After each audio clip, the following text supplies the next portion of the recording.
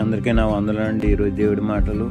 మీలో ఎవరికైనా ఈ కష్టాలు తట్టుకోలేమని, ఈ బాధలు తట్టుకోలేమని, ఈ అప్పులు మేము తీర్చలేమని, ఈ సమస్యలు మేము సాధించలేమని, ఈ సమస్యల నుంచి బయటపడలేమని అనేక మంది హృదయంలో ప్రేరేపణ కలిగించి చచ్చిపోవాలని హృదయ ప్రేరేపణ కలిగిస్తూ కనుక మీరు జాగ్రత్తగా ఉండండి. ఎందుకంటే మీలో అపవాది ఆ ప్రేరేపణ కలిగిస్తున్నాడు.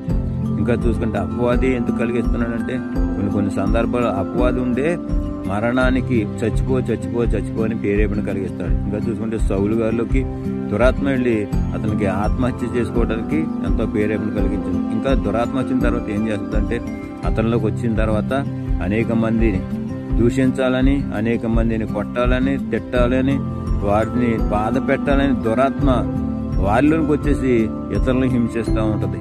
అలాంటి సందర్భంలో కూడా మనశ్శాంతి లేకుండా చేసేస్తుంది. అలాంటి సందర్భంలో కూడా ఆత్మహత్య చేసుకోవాలని ఉంటుంది. అలాంటివి ఎప్పుడు కూడా అలా చేసుకోకండి. ఇంకా చూసుకుంటే డబ్బు సంపాదించే విషయంలో నేను డబ్బు సంపాదించలేకపోతున్నాను, నేను ఆస్తిని కూడగొట్టలేకపోతున్నాను అని ఎలాగైనా సరే నేను డబ్బు సంపాదించాలని అక్రమ సంపాదన కోసం అడ్డదారులు తొక్కి ఎలాగోలాగా డబ్బు సంపాదన చూస్తున్నారు.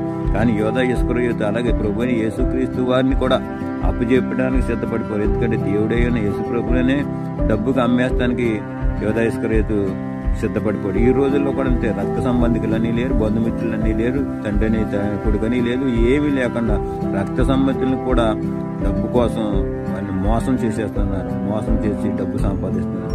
కానీ అలా అది ఎంతగా మాత్రం కూడా మంచిది కాదండి. యోధా ఇస్కరియోతు ఏం చేశాడు? డబ్బు సంపాదించాడు, కానీ సంతోషం లేదు డబ్బులో. సంతోషం లేకపోతే ఆ డబ్బుని తీసుకెళ్లి దేవాలయంలో పడేసి ఉరిపెట్టుకుని చనిపోయాడు. ఎందుకంటే డబ్బు వ్యామోహంలో పెట్టేసి దురాత్మ ఎలాగోలాగా సంపేరణ చూసింది. అందుకని డబ్బు సంపాదనలో కూడా మనకి మనశ్శాంతి లేదు. అక్రమ సంపాదించుకోవచ్చు నీతిగా, న్యాయంగా, యథార్థంగా. కానీ అక్రమ సంపాదన ఎప్పుడు కూడా రాదు. ఎందుకంటే ఎప్పుడైనా సరే అది అక్రమంగా తెలిసినప్పుడు ఆత్మహత్య చేసుకుని చచ్చిపోతాడు. ఎందుకంటే నీతిగా సంపాదించింది ఎవరికీ భయపడి, అక్రమంగా సంపాదించింది ఎప్పటికైనా సరే భయమే. అలాంటి తెలిసినప్పుడు ఉరిపెట్టుకు చచ్చిపోతారు. అలాంటి ప్రేరేపణ కలిగిస్తుంది. ఒకవేళ అలాంటి ప్రేరేపణ కలిగిస్తుంది అంటే దురాత్మ ఉంటుంది.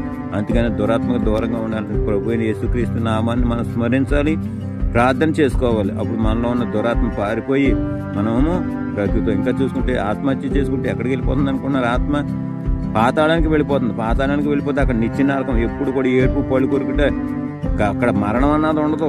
ఇక్కడంటే 5 నిమిషాలు చచ్చిపోతారు, కానీ అక్కడికి వెళ్ళిన తర్వాత మరణం అనేది ఉండదండి, నిత్య నరకంలో ఉంటుంది. అలాంటి నిత్య నరకాన్ని తప్పించుకోవాలంటే ప్రభువుని యేసుక్రీస్తు నామం స్మరించాలి. ఆయన ప్రతి వరకు కూడా మారు సాక్షిని బాప్తిస్మం పొందుకుని నీతి న్యాయ మార్గంలో నడిపించబడి ఆయన ఇచ్చే రక్షణ పొందుకుంటే కనుక పరలోక రాజ్యంలో వారసుగా ఉంటాం, నిత్య నరకాన్ని తప్పించుకుంటాం. అటువంటి ప్రభు దేవుడు మనందరికీ కూడా అనుగ్రహించారు.